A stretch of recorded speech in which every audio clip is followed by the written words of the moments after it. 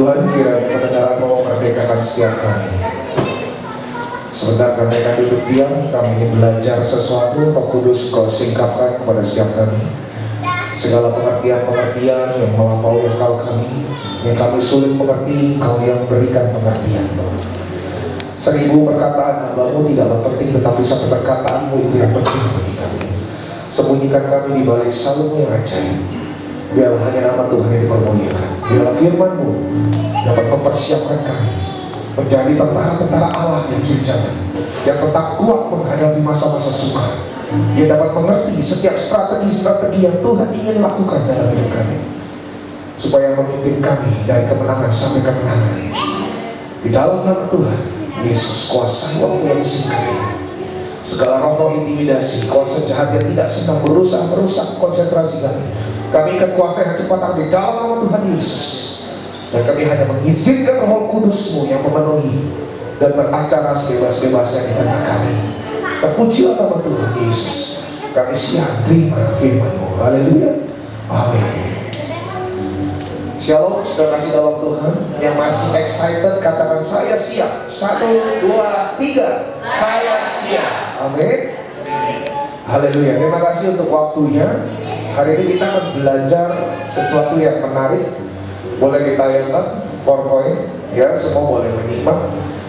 Saudara kekasih dalam Tuhan, kita sebagai anak-anak Allah atau umat pilihan yang sudah diperlengkapi, apalagi yang rajin ikut doa seperti ini, saya yakin percaya kuasa setan gentar menghadapi kita. Amin. Nah, tetapi yang menjadi permasalahan adalah iblis punya 1001 strategi untuk menyerang dari berbagai sisi. Ya, iblis punya cara-cara yang cukup cerdik. Nah, hari ini kita akan belajar tentang satu strategi setan yang jarang disadari. Ya, spirit ini yang kita akan pelajari ini sudah dilepaskan dari zaman Kejadian, Keluaran, dari zaman Perjanjian Lama, seperti dalam Tuhan. Namanya the spirit of Amalek. Kita akan belajar. Sudah kasih dalam sejak dari zaman kejadian pandemi, ya, 2 tahun yang lalu, banyak anak Tuhan yang mulai turun stamina rohaninya. Mereka kelelahan, sudah kasih dalam Tuhan. Masalah bisnis, masalah pekerjaan, masalah keperluan sehari-hari untuk biaya hidup dan lain-lain cukup menekan, semakin bertambah berat. Klik di PowerPoint pertama. Ada satu tempat atau strategi yang iblis lakukan, yaitu ketika anak-anak Tuhan diseret, ditarik masuk ke dalam the valley of fatigue. Apa ini the valley of fatigue? The valley itu adalah lembah, dan fatigue itu adalah kelelahan. Ya, kita baca dulu dah firman Tuhan di dalam kitab Kejadian pasal 25. Di sini ada, cuma nggak tahu kelihatan apa enggak. Ya, kita buka dulu Kejadian 25 ayat mulai dari 27 sampai 32. Ini kondisi ini jarang orang paham, apalagi anak-anak Tuhan sekarang yang karismatik khususnya. Oh enggak, saya kepenuhan Roh Kudus. Roh Kudus ada dalam saya. Tapi jangan salah, saudara-saudara Tuhan. Iblis ini pintar ngumpet. Dia bisa berlindung. Ya, di balik kelelahan dia ambil seolah-olah Anda sedang hanya capek biasa, hanya lelah biasa, tapi sebetulnya Anda sedang dikuasai satu spirit. Oke, Kejadian 25 ayat ke-27, beginilah firman Tuhan.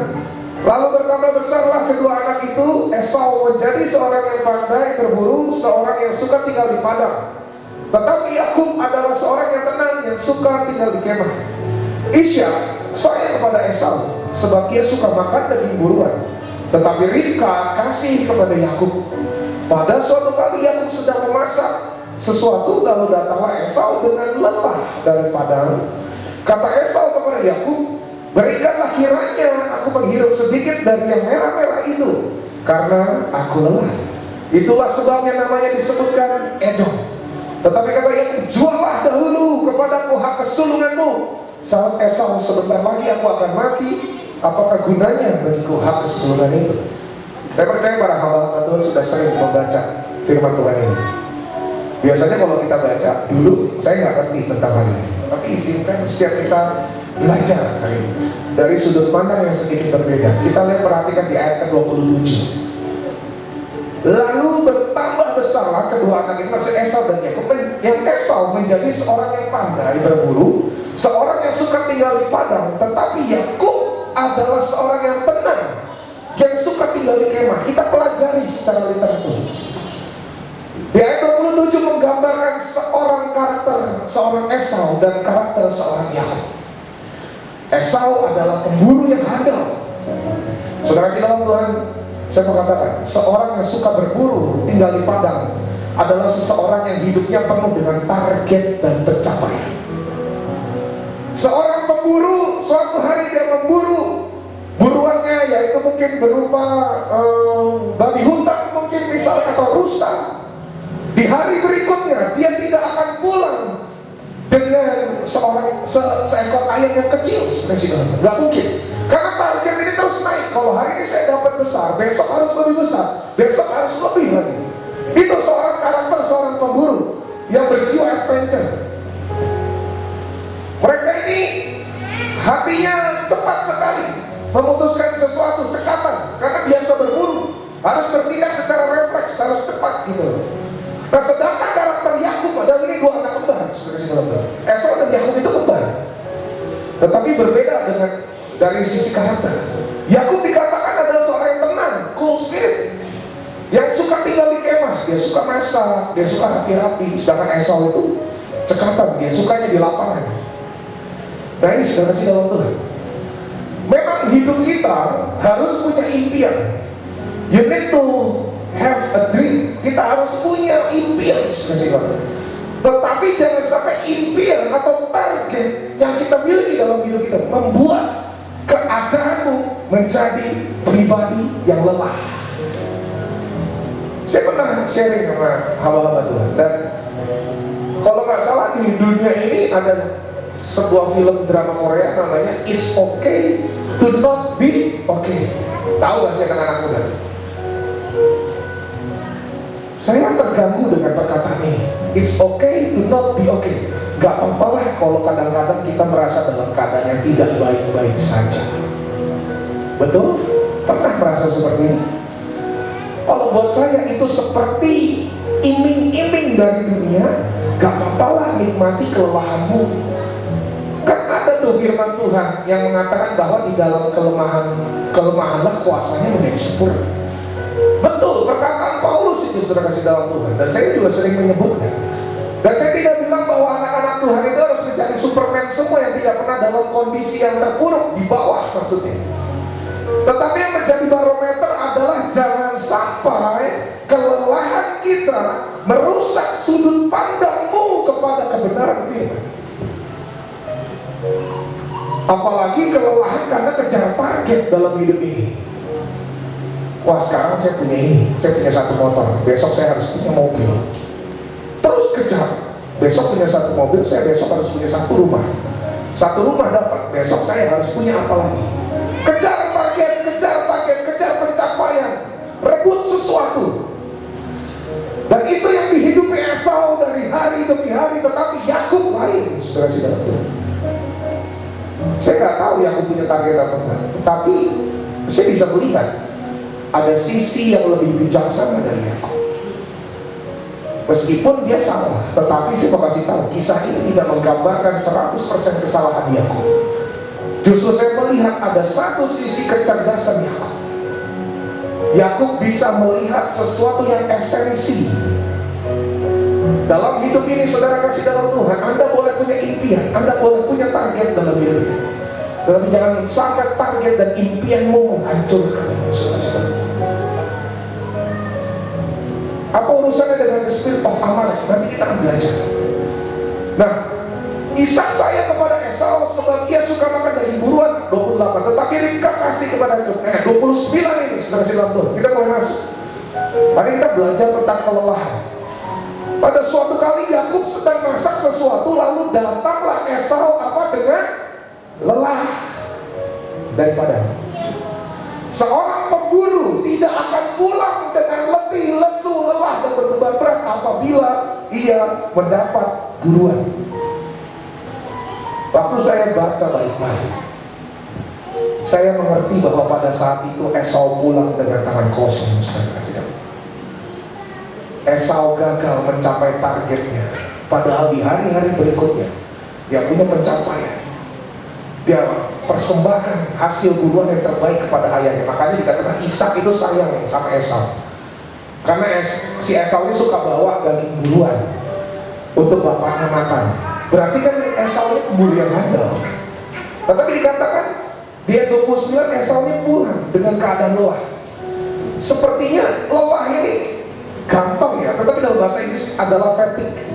Fatigue itu bisa diartikan dengan hopeless. Hopeless itu maksudnya hatinya hancur, udah gak punya pengharapan lagi, saudara-saudara. Dan ini, percaya atau tidak, ini yang dialami banyak anak-anak Tuhan hari-hari. Ke gereja, ya. Berdoa, penyembahan, ya. Tetapi secara tidak sadar, kelelahan menggerogoti dari dalam.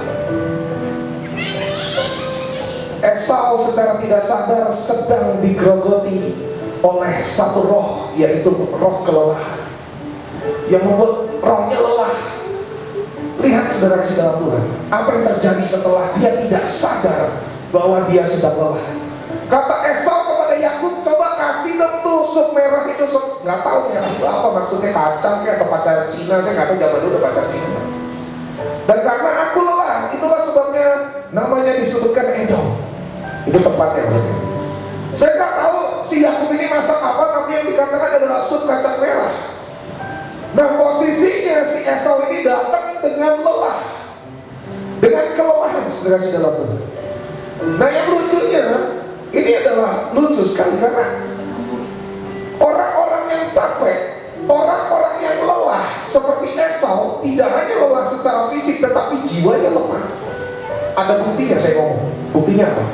Dia menukar hak kesulungan dengan semangkuk sup kacang merah. Kok bisa-bisanya?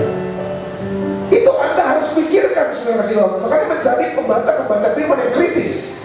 Anda harus bisa berpikir, kenapa kok bisa mau-maunya ditukar hal yang esensi demi hanya sebuah makanan. Sekarang gini kan? Sekarang begini, saudara-saudara. Hak kesulungan itu bagi bangsa Yahudi itu adalah sesuatu berkat yang tidak tergantikan. Seorang anak sulung akan diberkati jauh lebih dahsyat daripada anak-anak yang lain, karena dia adalah tampuk keluarga. Dia adalah tiang yang akan meneruskan apa yang sudah, nilai yang sudah dibangun oleh kepala keluarga, seorang ayah, teruskan ke anak sulung. Anak sulung itu tidak dilihat dari urutan, tetapi dari anak pria nomor 1. Meskipun dia anak kedua, tetapi kalau dia anak lelaki pertama, itu dia yang dapat hak sulung. Jadi hak sulung itu adalah berkat yang dahsyat. Tetapi Esau dalam kelelahannya tidak menganggap itu sesuatu yang penting. Sekarang saya tanya sama Jojo, aku kasih kamu nih roti dari Indomaret, aku minta motor kamu boleh? Kenapa? Jauh lebih mahal ya, gak worth it ya. Tapi itu lucu, Esau bisa tukar hak kesulungan. Hak kesulungan itu sesuatu berkat yang akan dicurahkan, apalagi nanti ketika dia sudah menggantikan ayahnya, dia akan diberkati oleh Tuhan secara luar biasa ketika dia pegang the blessing. Dia pegang berkat sulung itu. Tetapi sungguh sayang, dia menukar. Dan saya percaya dia tidak akan seperti itu apabila hatinya, jiwanya itu sehat, saudara-saudara. Jadi kelelahan yang Alkitab maksudkan bukan hanya kelelahan secara fisik yang butuh pijat, yang butuh tolak angin, bukan. Tapi ini bicara tentang kelelahan dalam jiwa dan batin, saudara-saudara. Banyak orang percaya sudah Kristen puluhan tahun, bahkan melayani secara dahsyat, dia mengalami kelelahan tanpa sadar. Sekali lagi saya tekankan, bukan fisiknya yang lelah. Saya percaya Esau itu seseorang yang sehat. Orang pemburu, rusa aja dikejar, mungkin singa aja dibantai di padang gurun, saudara-saudara. Tapi dia kalah oleh semangkuk sup kacang merah. Dan saya nggak tahu kenapa, apa yang bisa membuat dia berpikir bahwa hak kesulungan itu tidak penting. Tahu nggak Esau itu cucu Abraham?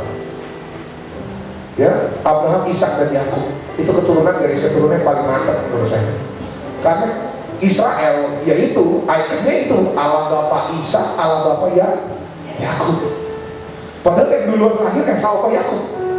Esau. Harusnya Allah Bapa Esau sudah kasih dalam Tuhan. Tetapi sampai hari ini para hamba Tuhan, Allah Bapa Ishak, Allah Bapa Yakub. Lihat, efeknya panjang.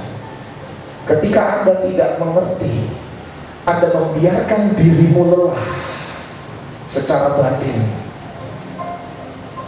Anda tidak paham kalau itu adalah spirit yang menggerogoti dari dalam, dan Anda tidak mengebaskannya. Hati-hati, efeknya panjang. Sampai hari ini orang menyebut tidak pernah Allah Bapa Esau, tidak pernah, jarang, hampir nggak pernah. Saya nggak pernah dengar orang berdoa dalam nama Allah Bapa Ishak, Allah Bapa Esau. Pernah dengar nggak? Gitu. Saya sih nggak pernah. Allah Bapa Yakub. Padahal abangnya masih ada, abangnya yang harusnya mewarisi hak kesulungan Esau. Tapi namanya tidak tercatat. Bukan berarti Esau tidak diberkati Tuhan. Esau tetap diberkati Tuhan, tetapi Anda lihat tetap ada perbedaan. Orang-orang yang mengerti esensi dari kehidupan ini, orang-orang yang paham betul apa yang harus dikejar, apa yang harus dilakukan, itu dunia akan mengakui. Karena orang ini berarti berkualitas, ada value, ada nilai yang lain, saudara. Nilai yang lebih tinggi, yang gak murahan. Esau menukar sesuatu yang mahal dengan sesuatu yang receh, saudara. Makanan, perkara perut yang dia sendiri juga bisa buat mungkin harusnya. Dan dia tidak berpikir panjang, bagaimana nanti setelah saya kasih hak kesulungan, apa yang akan terjadi dalam hidup saya. Dia tidak mikir sampai situ. Dan dikatakan di ayat 29, di ayat 30 diulang 2 kali. Dan datanglah Esau dengan lelah. Di 30 mengatakan lagi, karena aku lelah, because I'm fatigue. Lelah, hati-hati dengan kelelahan. Banyak orang tuh yang kalau udah lagi capek ya batinnya, senang sekali mengekspos kelelahannya. Yang paling saya nggak suka, terus terang, saya suka buka Instagram, orang ekspos kelelahannya. Terus terang, itu tidak memberkati. Saya nggak suka lihat Instagram story, ya mau nggak mau, karena kalau saya lagi kepo gitu kan sama anak-anak, saya buka Instagram story. Ada beberapa orang yang masih suka ekspos kelelahan dirinya. Orang lagi stres, lagi lelah, diekspos sama dia. Sengaja biar dunia tahu, biar apa, saudara-saudara.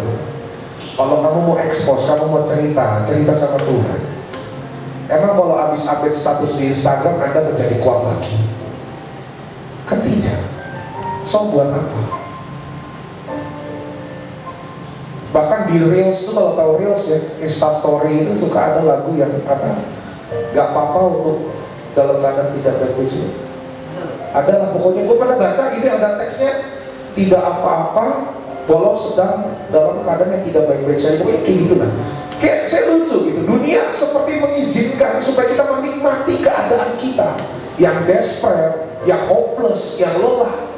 Karena kenapa? Dari situlah lubang terbesar, celah terbesar, iblis masuk dengan satu kedok, yaitu the spirit of Amalek masuk sini. Nanti kita akan belajar apa relevansinya dengan Amalek, saudara-saudara. Klik. Tadi satu contoh ya, Esau. Nanti kita akan punya lagi contoh yang lain. Ya, semua buka di dalam Keluaran. Oh, di sini besar tulisannya, harusnya jelas. Ulangan 25:17. Saya rindu nih yang merasa tamborin, baca sama-sama 17-18 dengan suara yang kedengaran. Ya, pada hamba-hamba saya. 1, 2, 3. Ulang, gak kompak. 1, 2, 3. Ingatlah apa yang dilakukan orang Amalek kepadamu pada waktu perjalananmu keluar dari Mesir, bahwa engkau mendekati mereka di jalan dan semua orang membawa pada barisan belakang pun menekan mereka. Sedang engkau lelah dan lesu, mereka tidak takut akan Allahmu. Saudara kasih dengan Tuhan, ya. Ini contoh kedua. Ingatlah apa yang dilakukan bangsa Amalek kepadamu pada waktu perjalananmu keluar dari Mesir, bahwa engkau didatangi mereka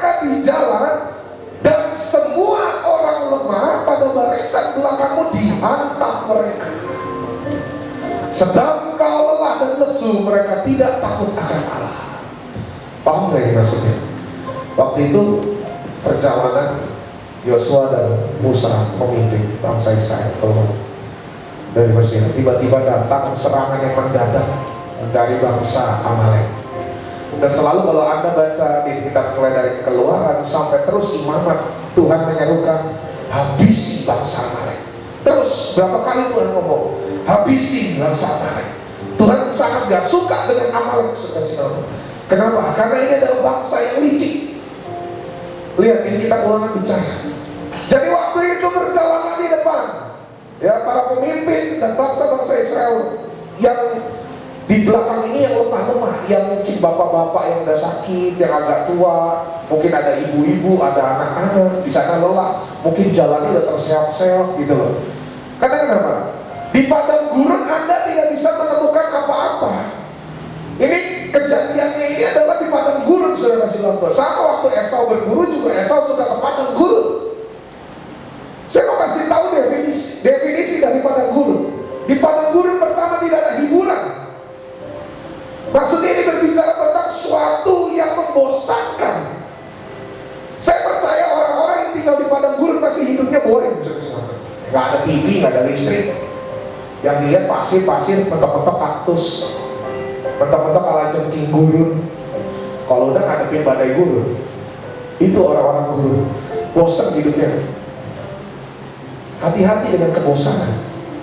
Anak-anak muda, ketika hidupmu bosan, ketika engkau tidak mewarnai hidupmu dengan kehadiran Tuhan secara nyata, engkau akan merasa bosan dengan kekristenanmu dan kau mulai akan berpikir menjadi seorang free thinker, di mana saya nggak perlu Tuhan rasanya. Banyak loh free thinker di luar negeri. Kemarin kita nonton kan, ya God's Not Dead, kan kamu nonton, itu free thinker loh. Di mana orang tuanya tidak menyarankan untuk dia Kristen, bahkan orang khotbah di dalam kelas universitas kena pidana. Di luar negeri maksudnya ini ada spirit ini, saudara. Anda harus hati-hati. Kalau anak-anak muda tidak mewarnai hidupnya dengan kehadiran Tuhan yang nyata, yang hangat, yang bisa kita merasakan Tuhan meskipun kita nggak bisa lihat, tetapi kita bisa rasakan Dia dekat. Hati-hati, Anda akan mengalami kebosanan di dalam kepercayaan. Orang-orang yang bosan akan mulai lelah pada saatnya. Ketika kelelahan menguasai, dikatakan semua orang lemah pada barisan belakang. Bangsa Israel keluar, dia lupa berjaga-jaga cuma yang depan. Yang belakang tidak disiapkan pasukan untuk mengantisipasi serangan. Dia hanya siapkan pasukan di depan. Tapi ketika Amalek melihat dan mengamati dari atas lembah, dia lihat ada gerombolan yang lemah. Dia putar balik arah serangan, haluannya tidak ke depan konfrontasi secara langsung, tapi dia putar ke belakang, cari yang lemah, sikat tuh dari yang belakang baru ke depan. Ini strategi backdoor namanya, tusuk dari belakang.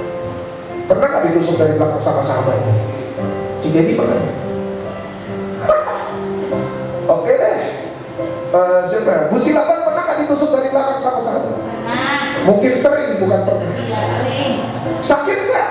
Di depan kita balik di belakang musuh. Sakitnya di mana? Sakitnya Di sini. Semua yang ditusuk dari belakang pasti sakit. Iya apa iya, saudara? Itu masih manusia. Apabila setan yang menusukmu dari belakang, dari depan, dia tidak berani konfrontasi, tetapi dia gunakan sisimu yang lain. Dia masuk dari situ, dari kelelahanmu. Hati-hati. Anak-anak Tuhan, hati-hati. Ketika engkau lelah, engkau capek, batinmu tidak kuat, jiwamu lemah, siap-siap iblis merusak rohmu. Dia langsung lemparkan satu virus, satu wabah, namanya the spirit of Amalek. Itu yang menggerogoti. Hari-hari digerogoti, semakin lemah, semakin lemah, semakin lemah. Sampai apa? Sampai kita berkata, aku udah gak mau hidup lagi, aku udah mau nyerah aja lah. Tuhan ambil aja deh nyawaku, saya udah gak mau ngapa-ngapain. Saya mau sharing sedikit. Sebelum pandemi, saya mengalami satu kejadian, lebih tepatnya istri saya. kita diizinkan Tuhan, istri saya diizinkan Tuhan untuk mengandung. Saya udah cukup senang waktu kita tes di Singkarolus bahwa dia positif hamil. Tapi kata-kata tapi dari dokternya yang di belakang itu yang membuat saya bersusah hati. Dikatakan bahwa tapi dia lahir hamilnya di luar kandungan. Waduh Tuhan, gimana ini maksudnya? Singkat cerita, kami belum diizinkan memiliki keturunan, dan saya harus ke Malaysia, kembali ke Sarawak untuk mengantarkan istri saya operasi. Saudara kasih dalam Tuhan, saya memang tidak menjalani operasi. Istri saya menjalani, tetapi kami sebagai kepala keluarga rasanya hancur. Itu pas tepat di umur pernikahan kami 1 tahun.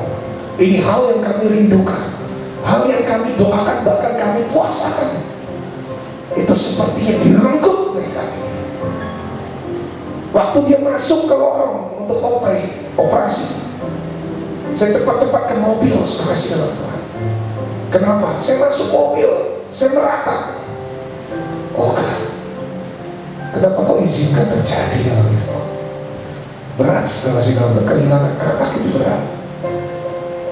Ya, buat orang tua yang pernah mengalami berat. Apalagi ini kehamilan pertamanya. Saudara tahu rasanya seperti apa? Saya tidak mau melanjutkan karir saya dalam pelayanan. Saya sudah bertekad ketika saya pulang ke Indonesia, saya mau meletakkan jabatan saya tidak mau memimpin. Hancur hati saya, karena saya tahu apa yang dirasakan istri saya pada saat itu. Kami laki-laki yang katanya berpikir secara logika aja hancur, gimana perempuan yang perasaannya begitu kuat, gimana dia yang rahimnya sendiri. Saya nggak, kadang-kadang kalau saya lagi nggak sanggup ketemu dia, saya di mobil padahal saya ada di situ, tapi saya nggak bilang, saya nggak samperin dia. Saya berapa kali nangis di mobil. Maksudmu apa Tuhan?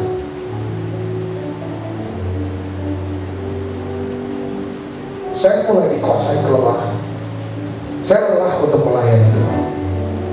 Pada waktu kejadian itu keluar semua dari, maksudnya si Sylvia berdarah-darah. Saudara tahu saya sedang melakukan apa?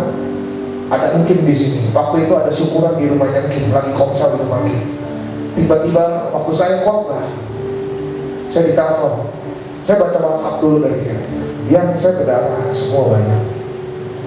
Waduh, kenapa lagi? Saya pikir cuma menstruasi biasa. Tapi ternyata waktu dibawa rumah sakit, udah telat, udah pecah.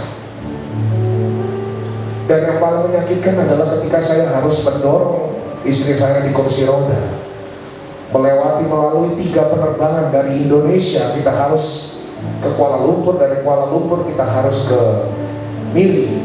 Enggak, kita langsung ke Kuching dulu. Langsung Kuching atau langsung direct?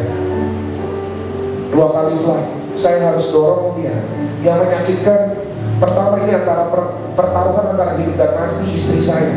Karena dokter bilang ini kalau sampai itunya apanya saya nggak tahu, membanjiri seluruh isi rahimnya, ada chance istrimu lewat, meninggal.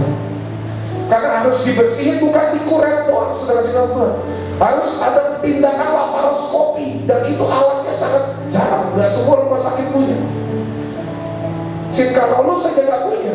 Siloam harus ke Siloam, ke Boyolali, dan biayanya 60 juta berapa sih? Makanya saya putuskan untuk kita ke sana. Aku saya dorong di kursi roda. Bukan cuma dia yang lelah, saya lelah, hancur. Ini bagaimana ketika nanti nggak keburu sampai di Sarawak, saya kehilangan istri saya nggak tahu apa yang saya harus lakukan. Saudara tahu, saya cuma bisa tundukkan kepala di mobil, saudara. Saya cuma bilang thanks God, istri saya masih hidup. Dan saya dengar waktu dia selesai operasi, yang saya takutkan cuma dia lewat di meja operasi itu aja. Karena dia harus tanggung sakitnya dulu. Jadi kita ke waktu itu balik lagi ke Singkarolus. Saya minta obat penahan rasa sakit. Ya sekali injek berapa kita bayar? 3 juta atau 2 juta sekali suntik. Saya nggak tahu itu obat apa gitu. Tapi dari sini saya belajar bahwa orang yang Kristen, bahkan hamba Tuhan wabah, bisa dikuasai. The spirit of Amalek, saudara-saudara. Bisa dikuasai kelelahan, nyaris-nyaris menyerah, saudara-saudara. Jadi kalau boleh saya katakan semua sampai hari ini semua karena anugerah Tuhan. Amin. Kalau kita bisa bertahan sampai hari semua karena anugerah Tuhan, bukan karena kekuatanmu dan kekuatanku. Di luar Tuhan kita gak berdaya.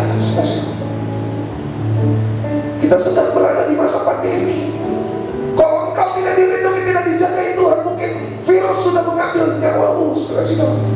Dan kalau engkau diizinkan bertahan sampai hidup dengan sehat, berarti kau akan dipakai bagi kemuliaan nama Tuhan. Katakan amin. Bangkit, saudara-saudara. Bangkit anak-anak Tuhan. Jangan main-main lagi dengan hidupmu. Tuhan sayang sekali dengan engkau. Waktu itu bangsa Israel mengalami kelelahan. Yang di depan agak kuat, lumayan kuat, orang-orang yang lumayan kuat, para pemimpin peperang, tetapi yang di belakang Israel lupa berjaga-jaga di belakang. Begitu Amalek serang dengan jalan pemutar, dia hantam bangsa Israel dari belakang. Apa yang kita catat dalam kitab Ulangan seterusnya, Israel mengalami pukulan yang sangat keras. Memang tidak binasa semua, karena Tuhan kan tetap mau lakukan rancangannya dalam bangsa ini. Tetapi firman Tuhan mengatakan ada 30.000 lebih bangsa Israel dibantai pada masa itu. Yang mati 30.000 orang lebih, saudara-saudara. Cuma gara-gara lelah, cuma gara-gara capek. Sekarang kalau kita posisinya, kita sebagai umat pilihan, ya Anda ngaku-ngaku dengan suara keras ketika menyembah, saya umat pilihanmu Tuhan. Umat pilihan itu jangan main-main, saudara. Anda sebagai tentaranya Tuhan dulu. Amin. Umat pilihan itu adalah prajurit yang siap berperang dalam segala keadaan. Begitu komandan teriakan, tiupkan sangkakala kita harus berperang, tak dulu, nanti dulu Tuhan, saya dalam keadaan yang lelah. Oh, mati duluan pertama. Makanya kita harus posisikan keadaan diri kita selalu siap sedia adanya, saudara-saudara. Begitu Tuhan bilang berperang, maju, kita sudah siap, ready. Ada amin. Ada amin, hamba Tuhan. Nanti jangan sampai kelelahan, kebosanan, keletihan, kelesuan dalam dirimu. Engkau menikmatinya dan engkau enggan keluar dari lembah itu. Hati-hati. This is the valley of Etik. Itu adalah lembah yang Amalek siapkan untuk engkau bisa di sana, terjebak di sana. Engkau yang sudah diberikan pengurapan, engkau yang sudah dibersihkan, nanti bisa kembali kotor, kembali gelap. Karena kenapa? Kalau kita tidak sadari, itu spirit yang harus diperangi, kita biarkan dan kita tidak mengebaskannya. Kebaskan. Bagaimana cara kita mengebaskan spirit ini? Tentunya dengan pengurapan dari Tuhan. Tentunya dengan basuh di dalam hadiratnya Tuhan. Amin. Oke, kita mulai belajar pengertian suku Amalek atau bangsa Amalek. Klik. Kita harus kenali strategi apa yang setan sedang gunakan untuk menyerang kita saat ini. Amalek memiliki arti adalah dweller in a valley. Itu adalah penghuni sebuah lembah. Itu pengertian nama Amalek. Jadi orang Amalek itu diam di lembah-lembah. Dan strategi perangnya tidak pernah konfrontasi. Dia selalu curi-curi. Dari sisi mana lemah, dia masuk di situ dan selalu dia pancing, dia tarik musuhnya ke lembah. Orang-orang lembah ini licik, sudah. Dia tarik musuhnya, dia tarik bangsa Israel. Dia tunggu. Setan adalah pribadi yang paling setia, menunggu kelemahanmu datang. Karena ketika engkau kuat, ketika engkau dalam hadirat Tuhan seperti ini, pengurapan turun, dia datang konfrontasi engkau, dia gak bisa apa-apa. Yang ada apa? Terbakar. Tapi kalau kita lagi lemah, hati-hati. Masalah keluarga, masalah rumah tangga, masalah apapun yang bisa melemahkan kita. Begitu kita lemah, bisikan, tiba-tiba tersakit, tiba-tiba kayak kita ditipu orang, ada aja. Itu hati-hati. Terus nanti kita doanya apa? Ditengkinglah belalang pelahap, oh salah, Anda tidak tepat berdoanya. Tapi yang harus ditengking apa? The spirit of amarah. Roh amarah itu harus ditengking. Roh yang membuat kita terus lemah, dan semakin lemah, semakin terpuruk, itu yang harus ditengking, saudara. Makanya saya hari ini rindu sekali berbicara tentang hal ini kepada setiap hamba-hamba Tuhan yang hadir pada siang hari ini. Karena supaya setiap kita kembali lebih bijaksana dan dibaharui. Kita harus paham tentang strategi setan. Nanti ini kita sedang dalam pertumbuhan iman, tiba-tiba kita nggak tahu kalau iblis diserang kita dengan kelemahan. Tiba-tiba ada yang membuat kita malas untuk bertumbuh. Ada. Lagi dalam pertumbuhan, tiba-tiba setan pakai hamba Tuhan atau apa menjadi batu sandungan buat kita misalnya. Dan kita mulai males lagi, ya pendetanya begitu. Hati-hati, saudara-saudara. Hati-hati. Makanya minta Tuhan tutup bungkus. Setiap hari, setiap saat tutup bungkus. Amin. Supaya jangan sampai kecolongan. Jangan sampai seperti bahasa Israel. Cuma yang depan tok, yang kuat, yang belakangnya dia lupa siapkan pasukan untuk mengantisipasi serangan dari belakang. Dia siapkan di depan, dihajar dari belakang. Dan yang di belakang itu apa? Orang-orang yang lemah. Itu bukan kata saya, tapi firman Tuhan yang mengatakan. Saudara kasih dalam Tuhan, siap untuk menjadi orang-orang yang kuat dan berkemenangan. Amin. Siap bangkit. Amin. Haleluya. Jadi Amalek ini akan berusaha menyeret hidup kita ke lembah, atau bagi yang ada di lembah, dia akan berusaha bagaimana cara orang itu tidak bisa bangkit lagi atau keluar lagi dari lembah tersebut. Lembah itu apa sih? Ya, kalau Anda baca Alkitab, banyak yang mengatakan firman Tuhan terjemahan King James adalah the valley of sorrow, atau lembah kekelaman. Pernah dengar lembah kekelaman? Lembah kekelaman itu adalah strateginya Amalek ini. Dia akan membuat kita capek, dia akan membuat kita frustasi, depresi, stres tanpa sebab. Ada loh. Kadang-kadang kita nggak tahu kenapa diri kita stres, dan kadang-kadang kita nggak pernah tahu kenapa sih saya rasanya capek. Pernah nggak ngerasa kayak gitu, saudara saya dalam Tuhan? Ya, keluarga baik-baik aja, masih bisa makan, kita sehat nggak sakit, tapi kok rasanya ada aja pikirannya kayaknya capek gitu, nggak tahu kenapa. Hati-hati. Kalau Anda merasakan hal seperti itu, cepat-cepat kebaskan. Kebaskan. Jangan sampai nempel. Jangan sampai nempel terlalu lama. Nanti menggerogoti kekuatan roh kita. Ini adalah spirit yang harus diperangi, saudara-saudara. Jangan dibiarkan. Biarkanlah, kan it's okay to not be okay. Jangan. Itu kan yang dunia katakan. Kita boleh mengakui dengan kerendahan hati bahwa kita ini bukan orang sempurna yang penuh dengan kekurangan, boleh. Tapi setelah mengakui di hadapan Tuhan, jangan membiarkan diri kita dikuasai olehnya. Kalau pernah dengar firman Tuhan, segala sesuatu halal bagiku, tetapi aku tidak akan pernah membiarkan diriku dikuasai olehnya. Amin. Segala sesuatu yang menguasai kita selain kuasa Tuhan, itu harus dikebaskan. Tengking, lawan, supaya kalau bahasa Jawanya itu tidak kebanjur. Masih tahu nggak kebanjur? Tahu lah masih ya. Kebanjur namanya? Terlanjur, benar. Tahu ya terlanjur ya? Nasi sudah menjadi bubur, tambahin ayam sekalian biar enak, cakwe. Oh salah. Makanya jangan biarkan terlanjur. Ya udah terlanjur dosa, udahlah sekalian. Itu pemikiran bodoh. Dulu saya berpikir seperti itu, tapi hari ini saya tahu jangan sampai terlanjur, karena Tuhan mau pakai saya bagi kemuliaannya. Begitupun saudara. Amin. Bangkit, saudara. Sekarang yang sedang punya pergumulan, apalagi yang kalian yang akan mempersiapkan pernikahan, ada Pastor Chandra, Pastor Ahmed dengan pasangan. Ya, saya tahu kalian mungkin dalam kondisi yang lelah. Gak apa-apa, akuin di hadapan Tuhan. Tapi ingat, jangan biarkan dalam kelelahan dan keterpuruan, kembali bangkit. Amin. Tuhan pasti siapkan jalan keluar. Karena panggilan kita dipanggil bukan untuk kalah, tetapi kita dipanggil untuk menang. Katakan amin.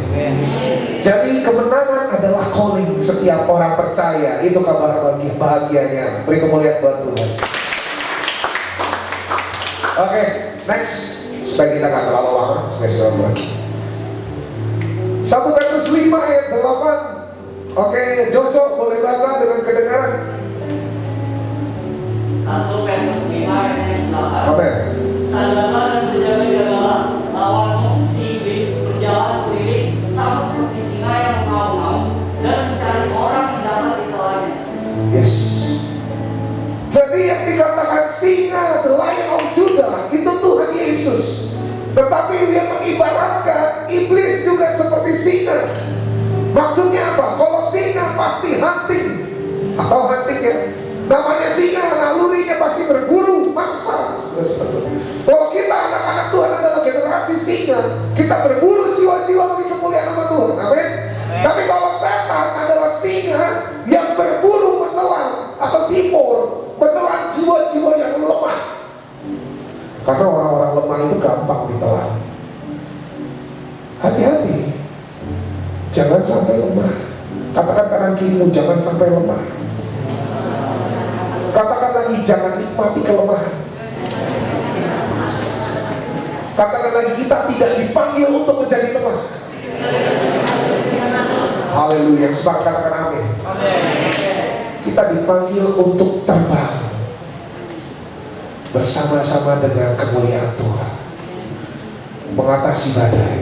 Jadi kelemahan bukan panggilan orang percaya. Dan jangan pernah sekali-kali mengatakan seperti ini, yuk melayani Tuhan. Enggak dulu deh, saya lagi lemah, hati-hati. Ya. Katakan, saya kenal orang itu. Saya kenal. Katakan, saya kenal orang itu. Saya kenal orang itu. Hati-hati saudara-saudara Tuhan. Pelayanan adalah suatu kehormatan, bukan beban. Amin. FTC. Haleluya. Siap-siap untuk FTC dan Tuhan. Saudara kasih dalam Tuhan. Ketika Anda lemah, apa yang harus dilakukan? Nanti kita akan bahas. Karena masih ada 2 ilustrasi lagi yang cukup menguatkan pengajaran hari ini.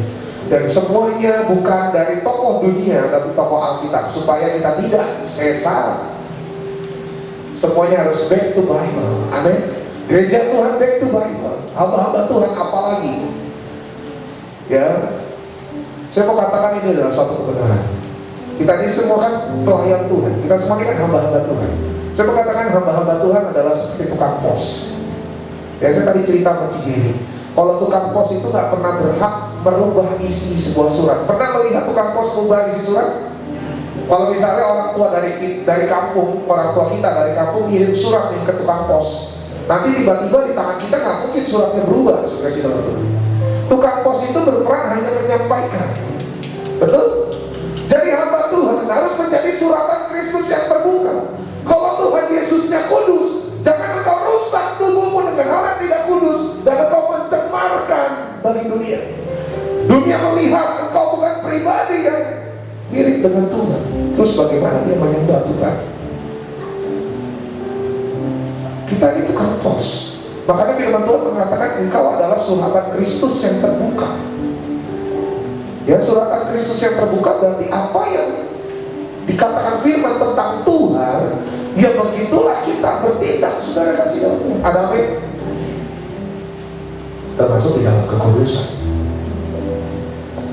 Klik. Jadi sekarang ini setan sedang menunggu baitnya. Siapa baitnya? Anda dan saya. Gerejanya untuk masuk ke dalam the valley of fatigue, untuk menghantam kita dari belakang. Hati-hati. Depan kuat. Ya, saya gunakan Efesus 4 ayat berapa itu? Perlengkapan senjata Allah, ketopong keselamatan, baju silang keadilan, ikat pinggang kebenaran dan lain-lain, sampai pedang roh, perisai iman, kasut kerelaan. Itu dari depan. Sudah dalam Tuhan. Bagaimana kondisi belakangmu? Ya, belakang tanda kutip. Bagaimana dengan karaktermu? Bagaimana dengan kelelahan-kelelahanmu? Sepertinya kita gagah perkasa, tetapi hatinya ternyata nggak sehat, jiwanya ternyata nggak sehat, ternyata makanan rohaninya nggak sehat. Wah, bahaya banget, bahaya banget. Kelihatannya kekar, tapi penyakitan. Bahaya. Gimana mau berperang? Kalau belum apa-apa udah jantungan, kalau belum apa-apa udah rematik, belum ketemu musuh, udah sakit duluan. Saudara kasih dalam Tuhan, saya mau katakan sebuah kenyataan bahwa ketika kita menabur firman, kita perlukan kekuatan. Tapi untuk menuai, banyak hamba-hamba Tuhan melewatkan hal ini. Waktu seorang penabur firman, itu kan perlu energi. Waktu dia menuai, kalau melihat petani-petani yang sedang menuai, pasti pernah lihat nggak petani yang sedang menuai? Perlukan kekuatan nggak? Perlu energi. Gimana caranya ngejabutin padi yang udah matang, jagung yang udah jadi, itu kan perlu energi semua. Jangan waktu menabur kita berapi-api penuh dengan kekuatan, tetapi waktu penuaian datang, ladang pengudin siap dituai, namun pekerja sedikit. Hati-hati sedikit. Waktu mau menuai, kita dalam kondisi yang capek, lemah, ketinggalan kairos Tuhan. Sudah sih Tuhan, ini kairos Tuhan lagi datang, masa perkenanan, masa tua yang sedang datang. Mungkin gereja ini akan datang kedatangan jiwa-jiwa yang sakit, jiwa-jiwa yang memerlukan kebangkitan, jiwa-jiwa yang memerlukan pembebasan. Tuhan mau pakai gereja ini menjadi solusi, tapi orang-orang di dalamnya harus penuh, stamina-nya harus penuh. Orang-orang di dalamnya, para hamba-hamba Tuhan, tidak boleh lelah, harus bangkit, semakin dekat dengan Tuhan, terus dicas, terus on fire. Tidak ada ceritanya nanti dulu saya lelah, saya capek, terus terbang dan lebih tinggi. Amin. Kalau kau ingin menuai bersama dengan Tuhan, apa tuaian apa yang kita mendapat? Pertama, jiwa-jiwa. Kedua, namanya kita melayani pekerjaan Tuhan, sudah pasti Tuhan akan memberkati. Tapi gak usah kejar-kejar berkat, berdoa untuk berkat, gak usah. Berdoa aja supaya kau ketemu Tuhan hari demi hari. Amin. Ketika kau bertemu Tuhan hari demi hari, berkat pasti ngejar kita. Yang satu tertutup, Tuhan bisa bukakan yang lain. Berkat itu gak cuma satu pintu dari uang. Buat apa uangmu banyak tetapi kamu penyakitan?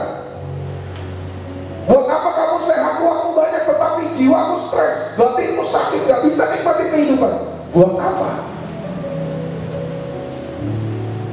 Amin. Kasih dalam Tuhan. Bangkit. Jangan lemah. Klik.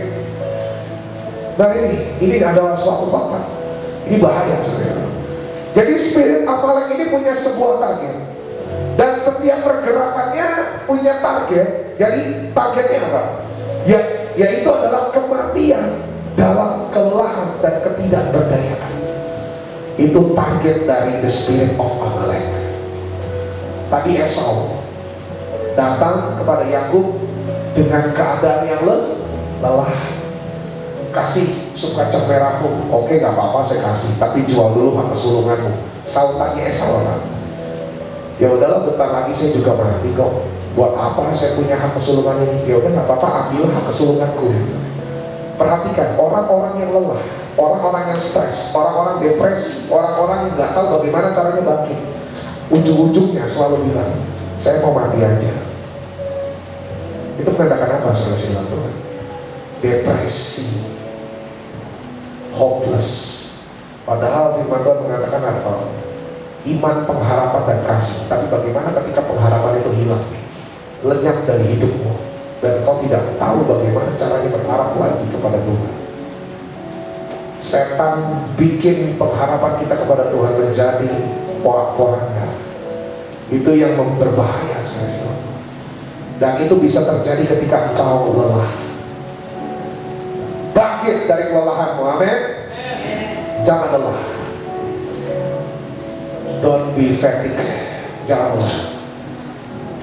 Nah ini, klik. Ini bagus. Saya sendiri merasa diberkati dengan kebenaran firman ini. 1 Raja-Raja 19 ayat 2 sampai 8 tidak ada di situ, kita semua boleh baca. Sekali lagi, 1 Raja-Raja ayatnya yang ke-19. 1 Raja-Raja 19 ayat kedua sampai 8. Sorry. Perempuan boleh baca dulu, 2, 3 laki-laki, kita bergantian seperti biasa. Kita selesaikan di ayat 8 bersama-sama. 1, 2, 3.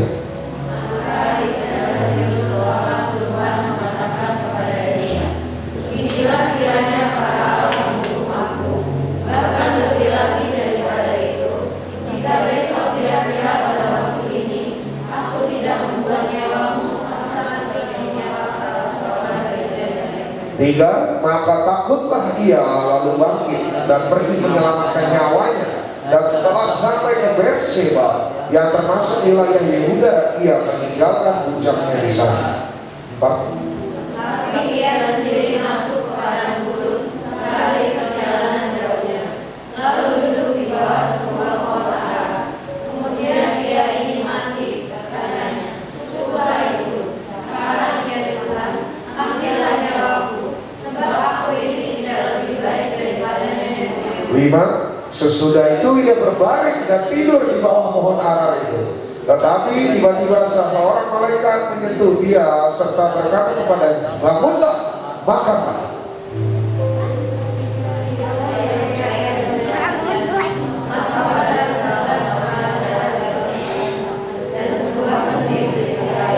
Lalu ia makan dan minum, kemudian berbaring pula. 7. Tetapi malaikat Tuhan datang untuk kedua kalinya dan menyentuh dia serta berkata, bangunlah, makanlah, sebab kalau tidak perjalananmu nanti terlalu jauh bagi. 8 bersama-sama, 1, 2, 3. Maka bangunlah ia, lalu makan dan minum, dan oleh kekuatan makanan itu ia berjalan 40 hari 40 malam lamanya sampai ke gunung Allah yang Gunung Horeb. Apa yang saudara dapat dari pergumulan ini?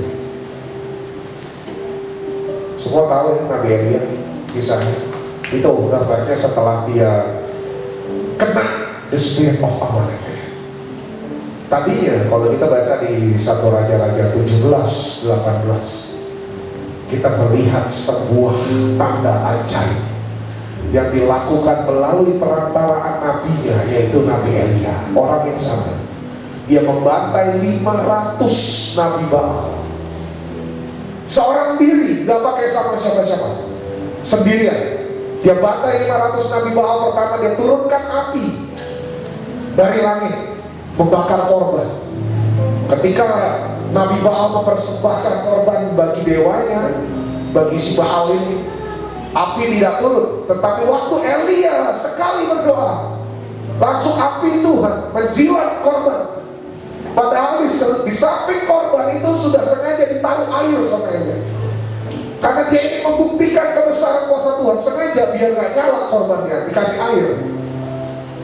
Tapi kan kalau Tuhan bekerja, dia mengatasi teori-teori logika. Tetap api menjilat dan menghanguskan korban. Setelah itu apa? 500 nabi Baal dibantai sama Elia seorang diri loh. Dahsyat gak saudara? Dahsyat. Tapi apa yang terjadi setelah itu? Ayat 2, sama-sama perhatikan Alkitabnya. Maka Isabel menyeru seorang suruhan mengatakan kepada Elia, beginilah kiranya para Allah menghukum aku, bahkan lebih lagi daripada itu, jika besok kira-kira pada waktu ini aku tidak membuat nyawamu sama seperti nyawa salah seorang dari mereka itu. Istilahnya gini,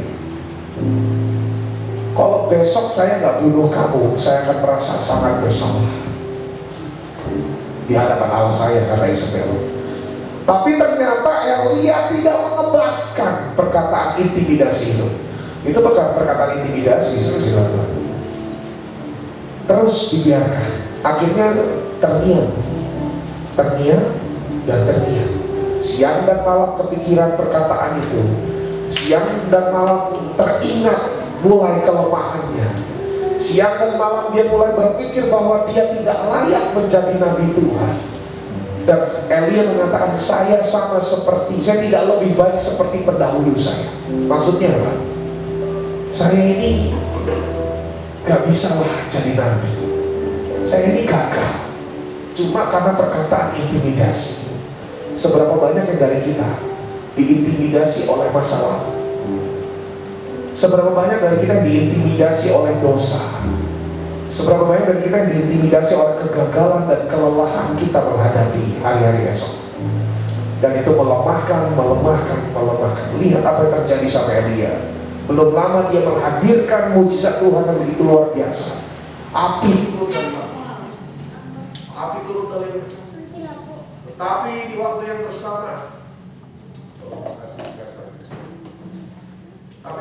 yang bersamaan, dia termakan oleh perkataan intimidasi dari Ismail. Ya saya wajar begini lah. Saya tak suka. Karena saya percaya ada orang-orang yang dibangkitkan oleh Tuhan. Elia merasa sangat lelah. Dan akhirnya Elia mengatakan, udahlah Tuhan, capek. Udahlah Tuhan, cukup. Sampai sini aja. Saya tidak mau melanjutkan kehidupan. Dia cuma bisa terbaring di bawah pohon ara. Dia berharap Tuhan mengambil nyawa. Tapi apa yang terjadi? Malaikat Tuhan datang menghampiri dia 2 times, 2 kali. The angel says, malaikat Tuhan mengatakan adalah bangun, makan. Apa maksudnya bangun dan makan? Saya mau kasih tahu satu hal. Ketika Anda berada dalam posisi yang lelah, uneffective, ketika engkau capek menghadapi hari-hari ke depan, kau tidak tahu kenapa tiba-tiba kau capek, kau lelah, Anda harus makan 2 kali lebih banyak makanan rohani, amin, untuk membangkitkan kembali kekuatan. Masuk dalam hadirat Tuhan lebih dalam dan lebih dalam lagi. Naikkan pujian dan pengagungan kepada Tuhan. Termasuk saat ini diatur di sini. Saudara kekasih dalam Tuhan, semakin iblis goncang kita, dia semakin takut dan dia gentar dengan kita. Firman Tuhan mengatakan apa? Bangkit, revive. This is the house of revival. Ini adalah rumah kebangkitan Tuhan, di mana Tuhan akan membangkitkan generasi-generasi yang kokoh, kuat, tangguh, tidak tergoncang, tidak terhancurkan, dan bahkan tidak akan ada yang pernah bisa menggantikan generasi ini. Amin. Saudara Tuhan, Anda semua harus tangkap hal ini. Gereja ini sedang bergerak ke arah seperti itu, unshakable, unbreakable, unstoppable. Makanya bagaimana kita bisa unstoppable kalau kita lelah? Gak bisa. Kalau Anda lelah, kalau Anda lemah lesu, batinmu letih, kau pasti akan mudah dikalahkan. Ya, bangkit. Ketika Anda lelah, Elia didatangi malaikat Tuhan mengatakan, bangun, makan. Bangun ini bicara tentang apa? Sadar. Sadari keadaanmu saat ini, kau sedang lelah, saudara. Sadari dan akui hal itu, kau sedang lelah. Dan ketika kita lelah, apa yang harus kita lakukan? Makan. Makan kebenaran firman. Masuk dalam hadirat, berendam, soaking. Benamkan dirimu di dalam hadirat Tuhan. Bukan yang lain, itu adalah solusi. 2 kali malaikat Tuhan bilang. Dan saudara, apa yang terjadi dengan Elia? Setelah Elia makan, di ayat 8 saya akan baca. Maka bangunlah Elia, lalu makan dan minum, dan oleh karena kekuatan makanan itu ia berjalan 40 hari, 40 malam. Wow, baru makan sekali, tiba-tiba dia langsung bisa berjalan 40 hari, 40 malam. Oh iya, satu beneran lagi, tiba-tiba saya berikan. Anda bisa lihat ketika Elia terintimidasi dengan spirit of Amalek, intimidasi dari Beersheba, itu membuat Elia menjadi ansos. Tahu ansos? Antisosial. Dia tinggalkan bujangnya, bujang itu murid, saudara-saudara. Dia ini murid berbicara apa? Tanggung jawab seorang pemimpin ditinggalkan karena lagi ansos. Dia lagi lemah. Harusnya dia memerlukan seseorang untuk sharing, untuk berbagi beban, tetapi dia malah tinggalkan bujangnya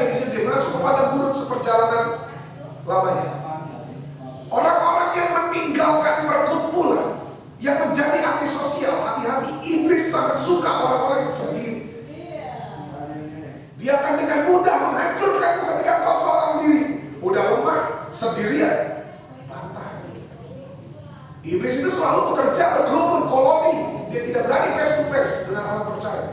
Tapi kalau keadaan itu lagi lemah, dan tiba-tiba kau mengunci diri, tidak seorang pun, saya nggak mau siapa-siapa. Hati-hati. Yudas Iskariot mati, perutnya sampai terbelah karena dia ansos. Padahal yang nyakal Tuhan itu bukan cuma Yudas, tapi Petrus juga nyakal. Tapi Petrus kembali dibangkitkan, Tuhan melawat kembali Petrus dengan pengurapan yang lebih dahsyat dari sebelumnya. Tapi apa yang terjadi dengan Yudas? Dia seorang diri menghadapi kegagalannya. Dia seorang diri meratapi nasibnya, dan akhirnya kuasa setan memenuhinya. Dia bunuh diri. Yudas itu bunuh diri loh, saudara-saudara ya. Begitu bunuh diri, gantung diri, dia jatuh, talinya putus sendiri, ngerti itu sininya, perutnya terbelek, ususnya keluar terburai. Orang yang lelah, terus tiba-tiba mengurung diri, menjauhi, menarik diri dari teman-teman seimannya, keluarga rohaninya yang bisa menolong, bergandeng tangan, pasang badan. Saya suka dengan orang-orang yang berani jujur mengakui kelemahan. Apalagi di hadapan para pemimpin, di hadapan sahabat-sahabat yang sendiri. Dia dengan jujur mengakui, saya lagi lemah, saya perlukan doa, saya perlukan pertolongan. Itu orang-orang yang humble, yang rendah hati. Dan seperti dalam nama Tuhan Yesus, orang-orang ini akan dibangkitkan. Amin. Sudah terlalu banyak buktinya, saudara-saudara. Lihat Elia, dahsyat di hamba Tuhan yang begitu diurapi. Tetapi apa yang terjadi ketika dia sendirian, muridnya bujang, ketika dia tinggalkan tanggung jawabnya, dia nggak mau ketemu sama orang, dia nggak mau sharing dengan orang lain, dia merasa udahlah mati aja. Itu bahayanya spirit Amalek. Tidak peduli kau sudah pelayanan berapa lama, tidak ada yang kuat bertahan melawan spirit Amalek apabila Tuhan melaluinya dengan kekuatan spirit. Tidak ada yang bisa bertahan. Makanya jangan sok kuat jadi anak Tuhan. Jadi pelayan Tuhan harus rendah hati. Jadi pelayan Tuhan harus rendah hati. Minta Tuhan isi. Thanks God. I know you here, Jesus. Kejadian hari ini membuktikan banyak hal. Iblis ini kepengen dengan orang yang capek, maka dia matikan kayak gini. Kerja setan. Semoga sih dalam Tuhan kembali bangkit. Amin.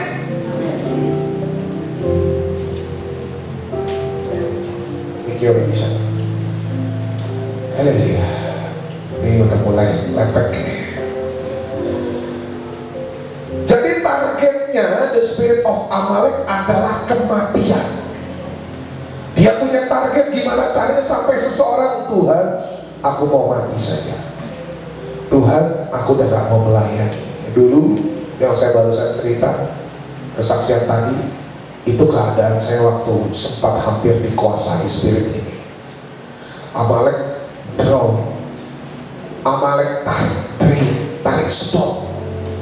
Sedot saya dari pengharapan kekal, sedot saya dari antusias api yang menyala untuk melayani Tuhan sampai ke bangsa-bangsa. Tapi udah sampai ke luar negeri malah saya kalah. But it's okay. Saat ini saya sudah dibangkitkan, dan saya percaya saat ini saudara semua sudah dibangkitkan dalam nama Tuhan Yesus. Receive the strength. Terima kekuatan dari Tuhan, bukan dari diri kita yang terbatas ini. Kalau Elia bisa jatuh, kita pun bisa jatuh. Nah, oke, bisa diklik lagi. Satu lagi. Kejadian 27 ayat 46 di sini ada, di sini di depan ada. Beginilah firman Tuhan. Kemudian Ribka berkata kepada Ishak, aku telah jemu hidup karena perempuan-perempuan Het itu. Jikalau Yakub juga mengambil seorang istri dari antara perempuan negeri ini, semacam perempuan Het itu, apalagi gunanya aku hidup. Saudara tahu Ishak kan? Ishak itu kan menyimbolkan, melambangkan bangsa Israel. Yakub juga. Nah, Ribka ini adalah mamanya Yakub, mamanya Ishak. Oh, ini orang dahsyat. Ribka lah yang melahirkan Yakub. Nah, Yakub dikenal sebagai Israel. Tahu ya maksud saya, nangkep ya? Allah Bapa Ishak, Allah Bapa Yakub yang sering disebut. Maksudnya Ribka ini orang ternama, saudara. Tapi lihat, ketika dia lelah, aku sudah jemu. Lihat perkataan terakhirnya, apa? Apa gunanya aku hidup lagi? Orang yang udah lelah, orang udah capek, pengennya mati ya. Nah begitu Anda mengucap, aku sudah lelah, aku mau mati saja, iblis pasti akan tuntut hal itu terus, kejar terus sampai kau betul-betul mati. Mati secara rohani, mati secara jasmani. Minimal kalau nggak mati, dying sekarang, dihajar sampai nggak bisa sampai terkapar, nggak bisa bikin apa-apa, sampai nggak tahu lagi harus apa, dan nggak tahu lagi cara doa gimana, cara nyembah ini gimana. Kayaknya Tuhan jauh banget. Saya percaya banyak orang yang pernah ngerasain hal itu. Tapi kalau hari ini Anda bisa bertemu face to face dengan Tuhan di tempat ini, karena Tuhan baik dan mengasihi kita. Amin. Tuhan mau pakai kita bagi kemuliaan nama Tuhan. Jangan sampai kita lemah. Oke, klik. Haleluya. Inilah kenyataannya, saudara-saudara. Matius 9 ayat 35 sampai 36. 35, demikianlah Yesus berkeliling ke semua kota dan desa. Ia mengajar dalam rumah-rumah ibadah dan memberitakan Injil kerajaan surga serta melenyapkan segala penyakit dan kelemahan. Terus 36 baca deh dengan suara keras. 1, 2, 3. Melihat orang banyak itu, karena hati Yesus oleh belas kasihan kepada mereka, dan mereka lelah dan seperti domba yang tidak digembala. Bisa lihat sini nama Tuhan. Kalau kita lemah, kita itu seperti apa? Kalau kita lemah, firman Tuhan mengatakan seperti orang yang terlantar, seperti domba yang tidak bergembala. Domba yang tidak bergembala itu adalah awar-awaran. Apa awar-awarannya? Udah gak jelas, ngalor ngidul gitu hidupnya. Ya, boro-boro untuk bicara tentang tangkap destiny Tuhan, tangkap kerinduan, boro-boro ngomongin itu, teman-teman. Untuk berjalan menatap hari esok aja mungkin udah gak punya kekuatan, karena ini seperti orang yang terlantar di pinggir jalan gitu, orang sebatang kara, gak punya siapa-siapa, udah tua lagi, sakit lagi, terlantar. Terlantar itu berbicara tentang the spirit of loneliness, roh yang seperti rasanya kita ini lonely, kesepian, seorang diri. Kalau udah apa, playing victim, merasa jadi korban dari kehidupan ini. Aduh, kenapa sih Tuhan saya begini? Kenapa Tuhan saya? Bertobat, saya percaya hamba-hamba Tuhan di sini tidak ada yang seperti itu. Orang yang suka bermain menjadi korban itu adalah ciri-ciri, salah satu ciri-ciri orang yang terikat oleh the spirit of Amalek. Mau ia jadi korban terus. Kalau orang tidak memperhatikan, ngambek, sensitif, mau hati-hati. Saudara si dalam Tuhan, ketika Yesus berkeliling ke semua kota, dia mengajar. Dia tidak hanya menyembuhkan penyakit, tetapi 35 kata terakhir adalah dia menyembuhkan penyakit dan kelemahan. Kelemahanku, kelemahanmu, letakkan di bawah kaki salib Kristus. Dia akan memberikan kamu kekuatan. Amin, dalam nama Tuhan Yesus. Dia berikan kita kelegaan. Letakkan di bawah kaki salib Kristus. Jangan seperti domba yang tidak bergembala. Jangan mau jadi orang terlantar. Katakan kanan kirinya, hei, kita punya ayah di surga, dan dia sangat mengasihi kita. Amin. Oke, ini rahasia yang terakhir. Ada 2 slide terakhir, kita semua saya minta untuk fokus. Ini agak berat. Oke. Yesaya 40 ayat ke-29, beginilah firman Tuhan, dia memberi kekuatan kepada yang lelah dan menambah semangat kepada yang tidak berdaya. Orang-orang muda menjadi lelah dan lesu, dan teruna-teruna jatuh tersandung.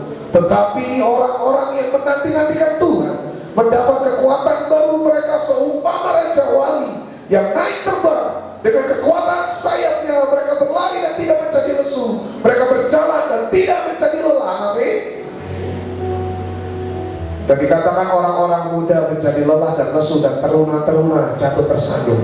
Firman Tuhan selalu memakai kata orang-orang muda dan teruna itu untuk menggambarkan kekuatan.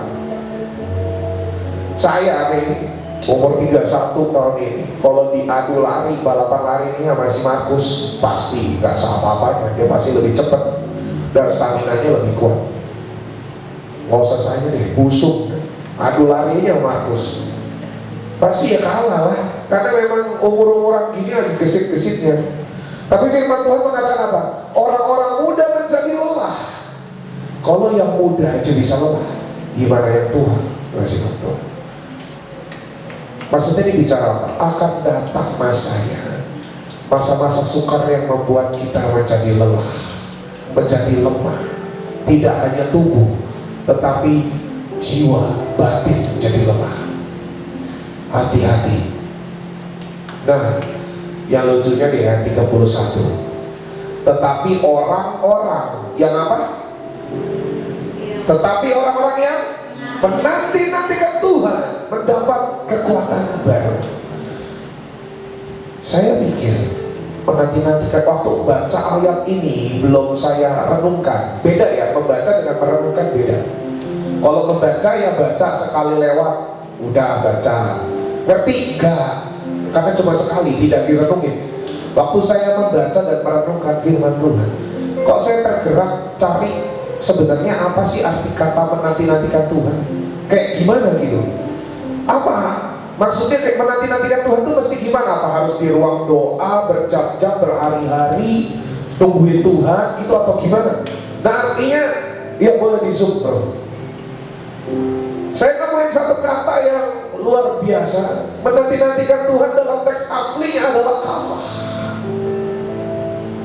Apa itu kafah? Kafah adalah bind together. Katakan amin. Bind together itu artinya adalah diikat menjadi satu. Ketika firman Tuhan mengatakan menanti-nantikan Tuhan, it's meaning berarti bind together with God. Anda akan diikat menjadi satu dengan Tuhan. Ketika Anda lemah, kekuatan Tuhan akan memenuhi kekuatanmu. Amin. Ketika kau sakit, Tuhan akan menyembuhkanmu. Ketika kau sedang terpuruk, Tuhan tarik keluar angkat. Amin. Kalau Anda bind together, ketika Anda menanti-nantikan Tuhan, merindukan Tuhan lebih dari apapun. Jadi ketika ada the spirit of Amalek, apa obatnya? Obatnya adalah nanti-nantikan Tuhan. Masuk dalam hadiratnya, kebaskan di sana. Begitu Anda membenamkan dirimu di dalam hadirat Tuhan, soking, membenamkan, berendam sampai semuanya berendam, baptiso, menyelubungi kepala sampai kaki dengan cairan. Dalam penyembahan, ini artinya bukan setiap hari Anda berendam di kolam, bukan. Tapi setiap saat Anda harus berendam dalam kolam penyembahan. Amin. Seperti yang kita lakukan hari ini. Menyembah sampai ke dalam semuanya membenam. Waktu di dalam hadirat Tuhan Anda kebaskan, the spirit of Amalek keluar dalam nama Yesus. Roh yang melemahkan saya keluar dalam nama Yesus. Setan gak pernah bisa tahan di dalam hadirat Tuhan. Haleluya. Jadi kalau Anda ingin terima kekuatan Tuhan, Anda harus diikat menjadi satu. Kafah, bind together. Nah, pengertian yang lebih dalamnya, ini yang terakhir, saya janji ini terakhir. Klik. Nah, Matius 11:28 ayat 30, saya rindu Cijeni boleh baca dengan suara kedengaran.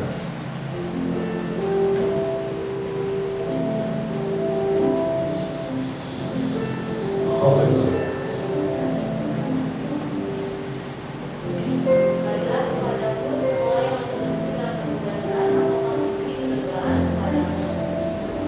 Dan pikirku yang pasang berjajalah padaku, karena aku lembut dan rendah hati, dan jiwamu akan mendapat ketenangan. Sebab yang pasang itu enak dan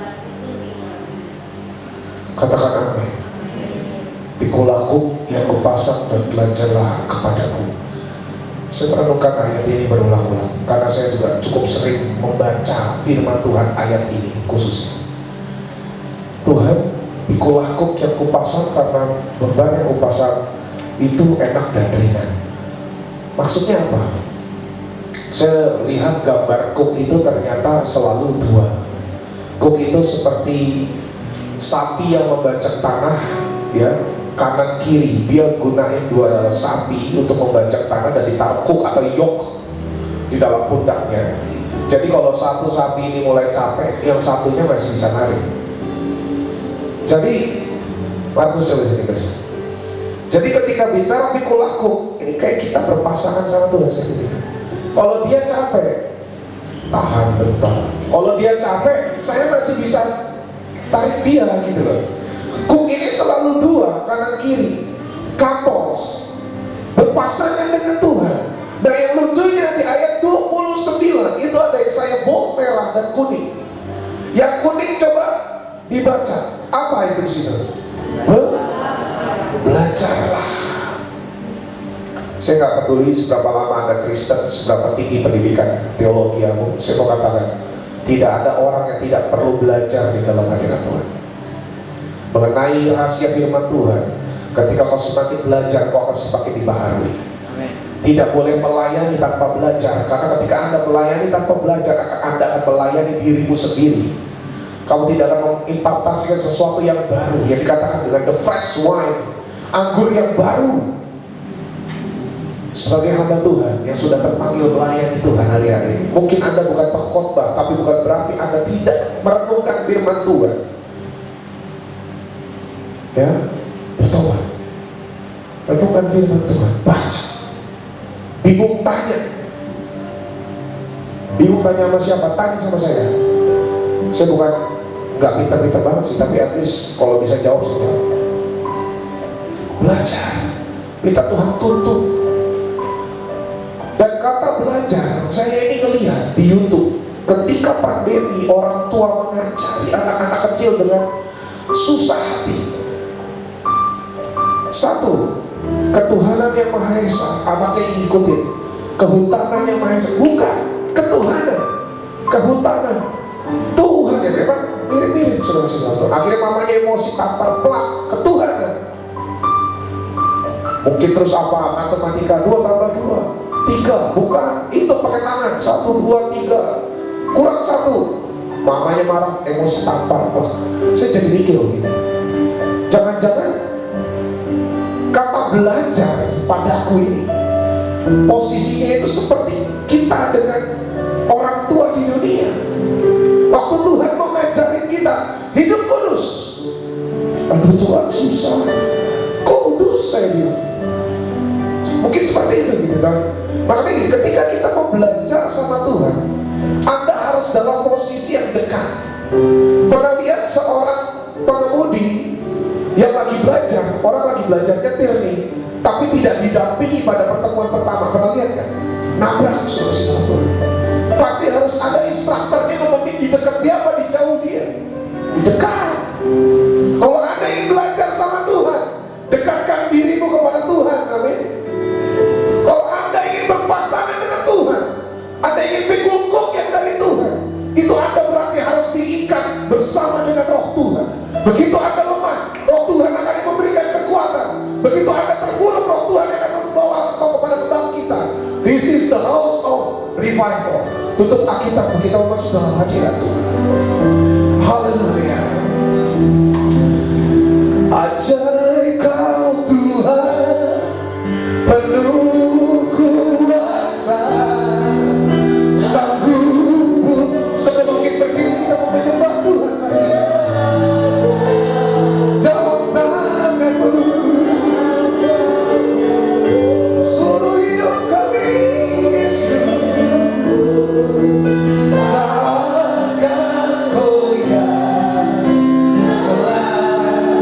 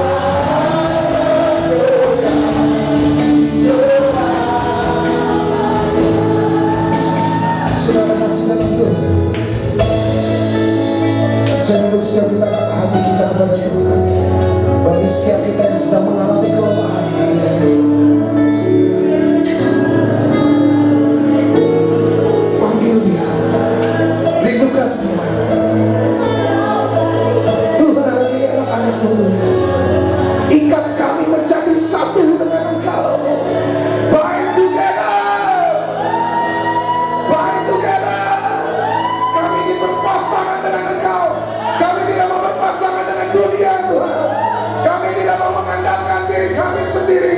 Kami mau mengandalkan Engkau Tuhan. Ikat kami menjadi satu. Setiap lutut yang lemah menjadi kuat dalam nama Yesus.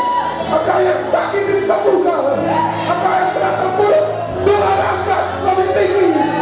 Haleluya. Akan menjadi ajaib.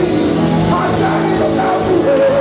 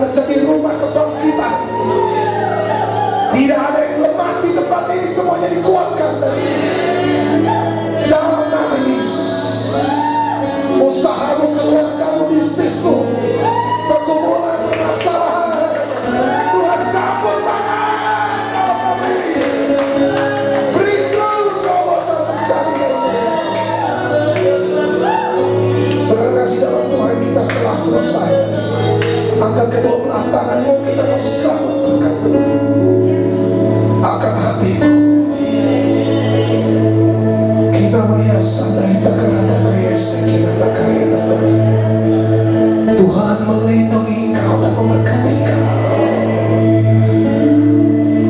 Tuhan menyinari kau dengan wajahnya dan memberi kau kasih karunia-Nya. Tuhan mengadakan wajahnya kepadamu dan memberi kau damai sejahtera. Apapun yang belum engkau lihat hari ini, apapun yang belum engkau dengar oleh telingamu hari ini, apapun yang belum engkau timbul di dalam hatimu hari ini, Tuhan sediakan bagi setiap kita yang mengasihi Dia. Kita terima iman yang tidak tergoncangkan, kita terima pengharapan yang tidak terhancurkan. Bersama-sama kita nikmati cinta kasih Tuhan yang tidak pernah terhentikan oleh situasi dan badai kehidupan sesulit apapun. Kita akan keluar lebih dari pemenang dan hidup berkemenangan di dalam nama Yesus. Nikmati berkat ini Tuhan, nikmati berkat ini saudara-saudara, dan jadilah seperti sungai Yordan yang terus mengalirkan air kehidupan Tuhan. Kemanapun Tuhan memutus langkah kaki kita, di dalam nama Tuhan Yesus, di dalam nama Tuhan Yesus, melalui persekutuan dengan Roh Kudus, doa berkati dalam